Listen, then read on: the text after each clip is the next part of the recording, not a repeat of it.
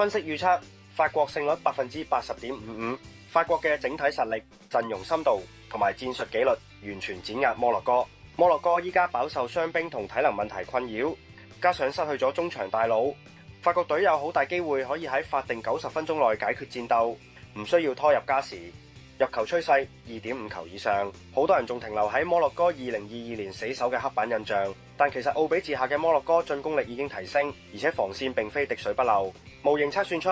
今場出現3球或以上嘅機率高達84.17%。法國近期火力全開，而摩洛哥亦具備反擊破蛋嘅潛力，所以今場好大機會係一場多入球嘅比賽。球員項目方面，強烈關注麥巴比隨時入球。麥巴比作為當今球壇嘅淘汰賽之王，狀態 fit 到漏，更加係球隊嘅頭號12碼劊子手。面對體能可能透支嘅摩洛哥右路防線同夏基美，麥巴比憑住爆發力同內切射門，今場取得入球嘅機會極之高。